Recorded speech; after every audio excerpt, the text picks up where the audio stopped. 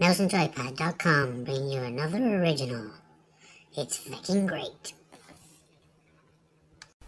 Art is defined by the Oxford English Dictionary as the expression or application of human creative skill and imagination, typically in a visual form such as painting or sculpture, producing works to be appreciated primarily for their beauty or emotional power.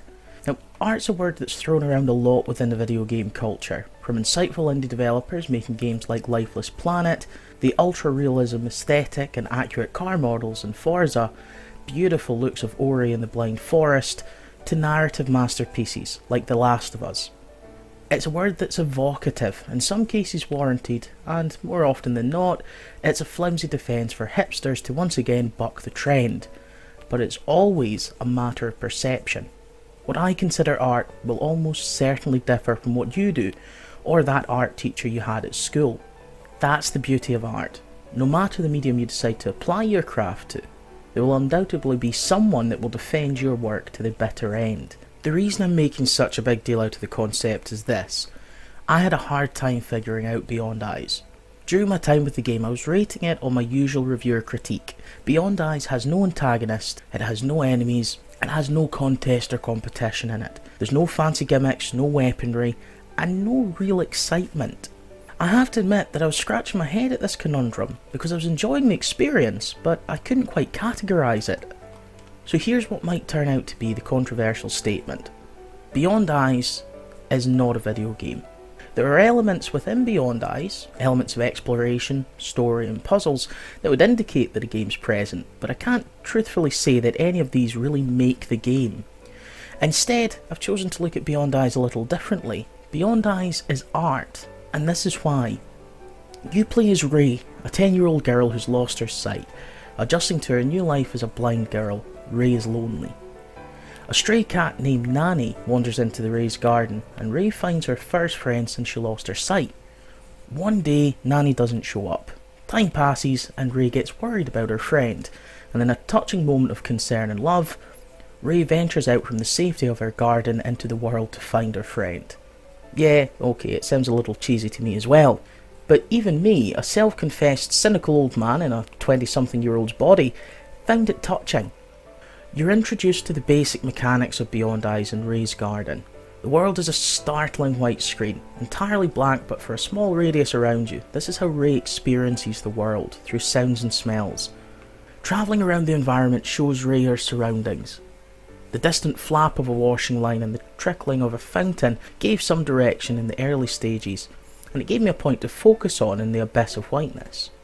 It's a fantastic concept, and one that is truly unique. Experiencing the environment through different senses and sights isn't a new addition to gaming. Hell, there have been games that have been doing that for years, but by making Ray blind and her world entirely open to interpretation, it makes Beyond Eyes one of a kind.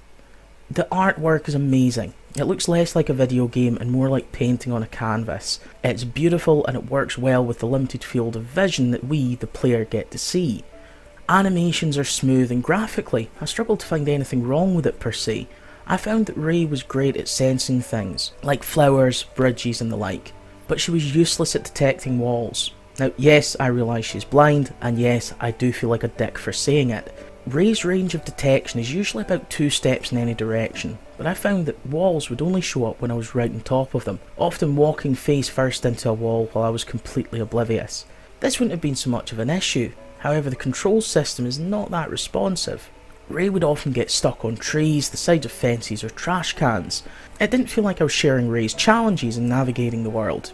I just felt put off by it. There's no running in Beyond Eyes, and in some levels there's quite a distance to travel. After the first hour or so, watching the beautiful art style wasn't quite enough for me. I got bored. But this was when I still considered Beyond Eyes a game.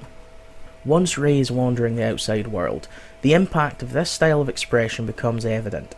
I was walking along and saw a flapping clothesline in the distance. It was only when I got right up on top of it that Ray realised it was a scarecrow, squawking birds included, and that frightened her. The whiteness of the distance dimmed, Ray changed from the upbeat and plucky kid that I'd seen so far into a very frightened little girl. Don't get me wrong, there's no danger in the game, I just backed away from the scary thing. But the change in visuals and Ray herself done more than any cutscene or QuickTime event ever could. There are a few instances of things like this, where we imagined a fountain, we actually found an overflow pipe. Where we thought we smelled fish, we found a sewer. It really is a fantastic concept, but it's one that I don't think is suited to gaming. I wouldn't call it a mechanic as much as I would call it artistic, and that's my point here.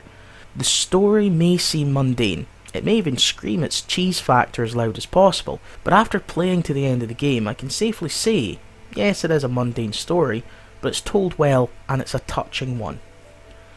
I finished Beyond Eyes in just a couple of hours. It isn't exactly a 100+ hour RPG after all, but I think it lasted the right amount of time. Any longer and the novelty of this new experience would wear off and it would sour the whole thing. Beyond Eyes won't be the most exciting thing you play this year, it probably won't be the most emotional or dynamic, but it's something that is arguably better than that. It is a new idea. A fresh concept, not some reworked reboot or regurgitated cliché. Beyond Eyes is an expression of creative skill and imagination. It is a work to be appreciated primarily for its beauty in both the aesthetic and the concept, and that is why I think Beyond Eyes might be the best piece of art for your Xbox One this year.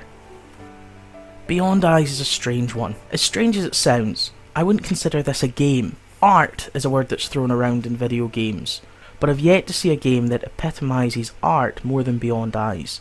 It's a new idea and a fantastic concept, but I fear that the average gamer won't make the distinction.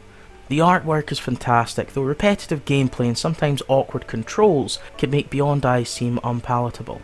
Beyond Eyes should be on your wish list if you want something new from your gaming, but I don't expect any Game of the Year awards here.